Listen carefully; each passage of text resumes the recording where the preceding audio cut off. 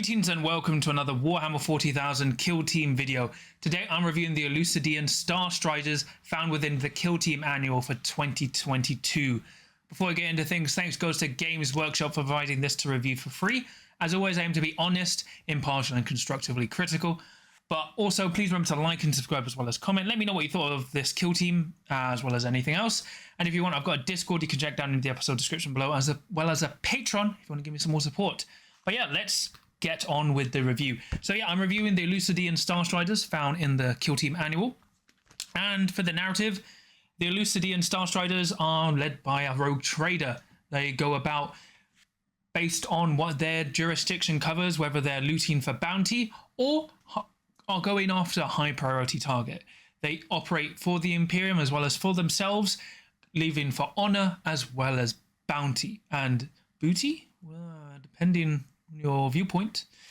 But either way, you've got a nice kill team that was originally released for Kill Team Rogue Trader, so it's good to see them back.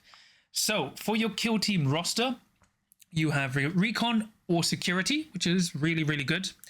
So for your operatives, you have Elucidian Vane, Candid, Defco Executioner and Electro Maester, Rejuvenant Adept, a Void Master, 3 Voidsmen with las guns, and a Voidsman with a Rotocannon. Elucidian Vane can only be added to your roster or data slate once. So you can only select each operative you have there, and your leader can only be selected once. So for faction tac-ops, you have a reputation to maintain. Reveal this the first time a fight or shoot action is declared for a leader, friendly or enemy. When this tac-op is revealed, both players start a reputation tally. If both players reveal this tac-op simultaneously, only start one reputation tally each. Add 1 to your reputation tally each time a friendly leader operative inflicts a point of damage on an enemy operative. Note that in the rare circumstance of an enemy operative did not lose a wound as a result as a point of damage, you would still add 1 to your reputation tally. If your reputation tally is 12 or more, you score 1 VP. At the end of your battle, if your reputation tally is greater than that of your opponent, score 1 additional VP. This is actually not bad, and is actually, I think, really neat against defensive players with defensive leaders, because all of a sudden your opponent's basically going to go, they have the potential to easily max out 2 tac-op points, because your leader just has to, even if your leader's wiped out, as long as your leader's done 12 points of damage, and that's more than the enemy leader has, you're easily going to max this out. Really good. Then you've got Claim for House Vane. Reveal this in the first turning point. Your opponent selects one marker.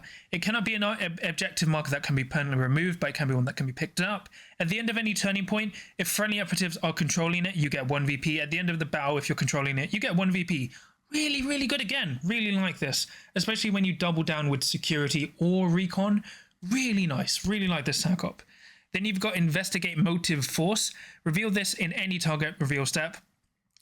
The second time a friendly Electro Maester performs the Investigate Motive Force action, you score 1 VP, and you do it a third time, you get 1 VP.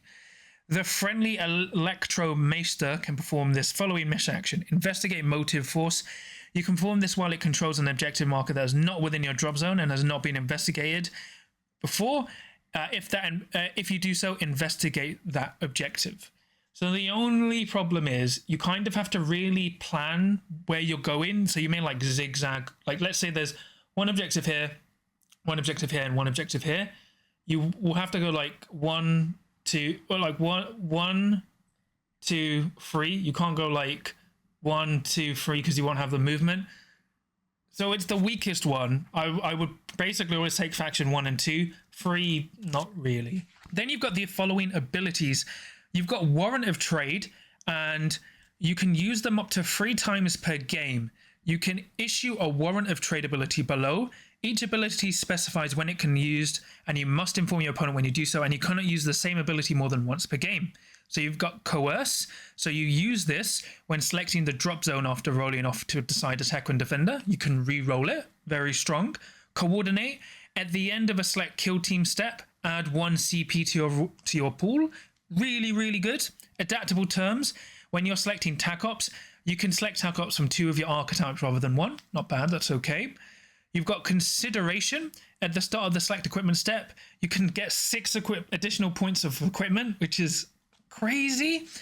Explore. At the start of the scouting step, you can select and resolve an additional scouting option, and it must be different to your additional selection and doesn't affect who is determining priority, which is not bad. And then you got Seize. In the initiative phase, after rolling off to determine initiative, you can reroll your dice. So I'm pretty much of the mind you always go coordinate and you always go consideration. So you always start 1 extra CP and you always get 6 extra equipment points. And then I would either fluctuate between coerce or seize. But these are really nice effects and really good. Really, like, they're not game breaking. They're just nice and thematic. Then you've got privateer support assets. Once per firefight phase, when you would activate a ready friendly operative, you can use a privateer support asset instead. If you do select one of the ranged weapons and perform a shoot action with it, after you've done so, your opponent activates one of the operatives normal. You cannot select a ranged weapon you selected in the previous turning point, but you can in a turning point thereafter. So you could use one in the first turning point, but you couldn't use it in the second, then you can use it in the third. When making a shooting attack with ranged weapons on this place, for the purposes of line of sight, draw visibility and cover lines from a friendly Navis or Elucidian Vein operative that is not within engagement range of enemy operatives. For the purpose of this weapon special rules, it's treated as if a friendly operative were making the shooting attack. Other than the command reroll stratagem, you cannot use any other strategic or tactical ploys by these assets. So you have the Archaeotech Beam, which is AB2 with barrage, range 4 attacks, hitting on 4s, 6/7 damage. Then you've got the Guided Shell, which is barrage blast white, 5 dice, hitting on 4s, 3/5 damage. And then you got the Cluster Bomb, which is 5 dice, hitting on 4s, 2/3 with barrage and blast blue. Really good. I think basically you always go with like Archaeotech Guided Shell, Archaeotech Guided Shell, or if someone's really bunched up, you go Cluster Bomb. Really, really good. It's like your Vet Guard with the additional assets. And as I said, at the moment, hilariously, you can call these airstrikes in Into the Dark, which doesn't make sense, but it's fun. Then for strategic ploys, you have lethal proximity. Until the end of the turning point, each time a friendly Elucidian Starstrider operative makes a shooting attack against a target within red of it, in the roll attack dice step of that shooting attack, you can reroll one of your attack dice. So that's not bad. You've got stake your... So it's only shooting attacks, which is a bit lame. Then you've got stake your claim. Place one of your claim tokens anywhere in the kill zone. Each time a friendly Elucidian Starstrider operative is fights in combat, so makes a shooting attack against an enemy operative within blue of that token, you can retain one of your dice as a normal hit before rolling. And then at the end of the turning point, you reroll one. It's not bad. It's okay.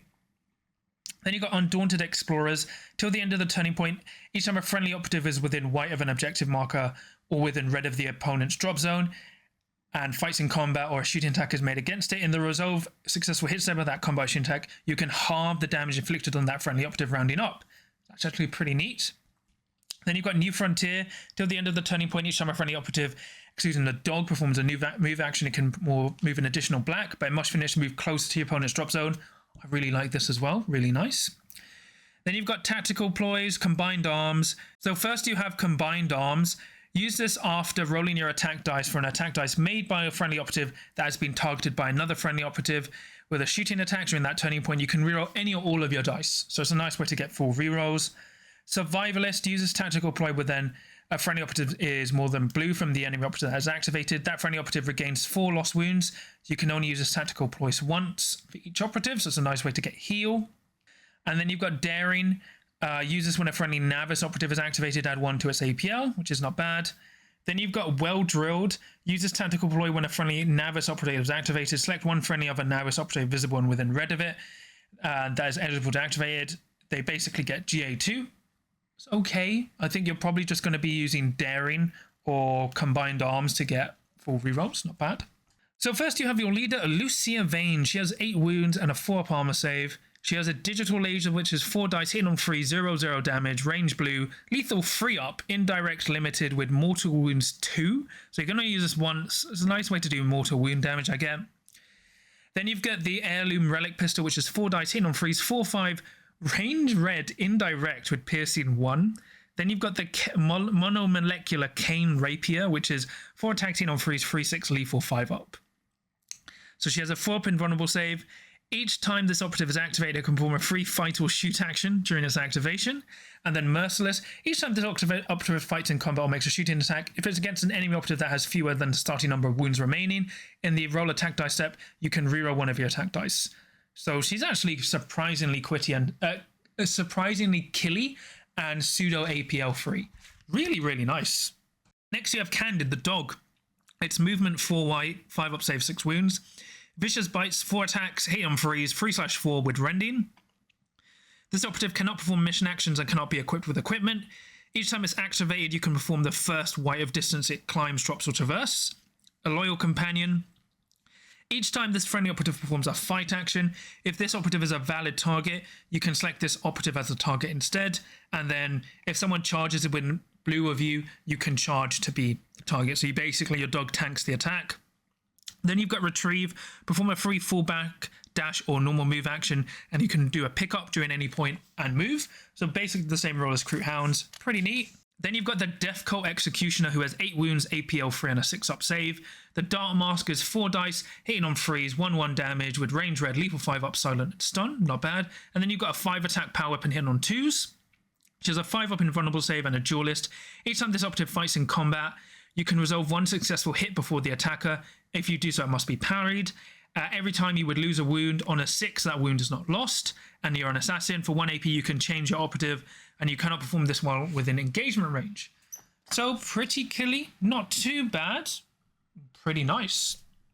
Then you've got your Electro Maester, 8 wounds, 2 APL, 4 up save. His Voltaic pistol is 4 attacks, hit on 4s, 4/4 range red, rending, and splash, and then he has a gun butt. So he has a Voltergeist array. Each time a shooting attack is made against a friendly operative within 2 white of this operative, you can reroll 1 of your defense dice. And then once per turning point during this operative, you can perform a mission action for 1 AP or less. Then you've got Voltergeist Field for 1 AP until the end of the turning point. Each time an enemy operative ends a movement within white of this operative, inflict D6 mortal wounds on the enemy operative. This operative cannot perform this action while on engagement range, or if it perform the Voltaic Charge. So the Voltergeist Charge is 1 AP until the end of the turning point. You gain lethal 4 up on your pistol, and you cannot use it the same way as the other one. Voltergeist Field, pretty good in Into the Dark. You literally go, I'm going to go Voltergeist Field and on guard. So if someone charges you, they take D6 more wounds, then you fight them first, or point blank Overwatch. Then you've got the Rejuvant Adept, who has 7 wounds with a 5 up save. Las Pistol, she's on 4s, 2 free, and then a Scalpel Claw, which is 3 attacks in on 4s, 3 forward rending. She's got the Normalizer Helm, so when a friendly operative within red of this operative is not treated as being injured, Battlefield Surgery is basically your healing, and then she can heal someone D3 plus 3 instead of 2 D3 wounds. But you cannot use them the same time as you resurrect someone, so it's a really nice medic. Then you've got your Voidmaster, who has 8 wounds. He has his Artificer Shotgun, which is 4 dice hitting on 2s, 4/4 with a long range profile. He's a Disciplinarian, so when friendly Voidsmen are activated within white of him, they gain balanced on their guns, and then once per battle, you can ignore damage inflicted from 1 attack dice. So he has an inbuilt once per game just a scratch, which is really good. Then you've got Uncompromising Fire, making a shooting attack with this Las Pistol and making a shooting attack with a close range profile of the Artificer Shotgun. This is treated as a shoot action, and you cannot perform this if you have a conceal or while within engagement range. So you basically go pistol, shotgun. Really nice, really useful operative. And then you've got the Voidsman, who has 7 wounds and a 5 up save. They have las guns or the Rotor Cannon, which is 6 dice, 4s, 3/4 with heavy fusillade. They're okay, and they're all GA1. Equipment wise, you have the Flash Visor for 1 AP, cannot have your APL modified. Carapace Armor, so it's for your Voidsman and Voidmaster, they go up to a 4 up save. Hotshot Capacitors, add 1 to the damage of las cannons and las pistols. Then you've got your Concussion Grenade, which reduces APL, Frag and Crack Grenade. So it's like you take the Frag and Crack Grenade, which is 5, and if you've taken the extra 6 equipment points, you can basically give Hotshot Capacitors and Carapace Armor to everyone who can take it, which is pretty nice. It's not bad overall. It doesn't make the 6 extra equipment points necessary, but it's just nice. You get a lot of free stuff for what you're doing. Then you get obviously all the narrative rules that you can take for this kill team as per normal. So overall, this is a very interesting kill team. They benefit heavily by taking from security, but they have a lot of surprise firepower, as that they have those amazing assets, and their leader is quite good at scoring your attack ops. And you have good tac ops overall, as well as, as being able to select security. I originally thought this kill team was not great, but after reading it through and looking at things more closely, I think this kill team is pretty good. Really, really good. odd. I'd need to see how it does on Into the Dark, but I think it's well-rounded, pretty balanced. It's going to catch a few people off guard, so I wouldn't underestimate this kill team, but you are still quite fragile, and your long-range threats aren't great apart from your support assets, but still really, really cool. Like this kill team, very fun and thematic. So for pros and cons, their official rules for the Elucidian Starstriders, they're very good. You know, they've got a nice selection of balanced and powerful rules, very thematic, and definitely feel like rogue traders playing as, well, a group of rogue traders operating in kill team. Cons, they're a little fragile and their long range firepower isn't amazing, and they do require a lot of tricks, so they can feel a bit like gotcha if your opponent isn't prepared for them. But other than that, they're pretty neat. So yeah, they're pretty fun. Hopefully they come out soon so I can get them and paint them up. But if you want to buy this, like, I'd recommend getting the rules in the annual. So you can check the Kill Team annual down in my episode description below via my affiliate link at Element Games, which will net you a 20% discount and no additional cost to yourself while helping to support me and the channel. So feel free to check it out if you can. And if you want, please remember to like and subscribe as well as comment. Let me know what you thought of this Kill Team. Do you agree, disagree? Let me know. And I've got a Discord if you want to check out in the episode description below for free, as well as a Patreon if you want to give me some more support. So I'll quickly thank my patrons. So for my adepts of the crit, I have Samaru, Sam, Tarun, Kenzie, John Thomas, Dave, Average Joe 27, Adzik, and then for my veterans of the crit, I have Sam, Joe, and Confucius. So thank you so much for your support. It really means a lot to me and it helps so much. But yeah, another nice release. As I said, the big question is finding out when these models are coming out, because I don't really feel like paying £180 on eBay to get the kill team now. But yeah, surprisingly fun and looks to be quite good and competitive. So yeah, I can't wait to try them out on the channel and show you guys soon. But once again, if you're watching all these videos, thank you so much. I think this is the 6th video I'm recording today. I'm in Nova. I've said this so many times. Depending on when you're watching the order of this video, like, it's going to be quite interesting. You're like, oh, he's so sick of Nova, and then he gets more energized the more I go back. But yeah, you know, all that jazz. But yeah, until next time, where if you're hunting for the bounty owed to you as honorable rogue traders operating in Imperial or Xeno space, remember, all is not lost as long as you can roll a crit.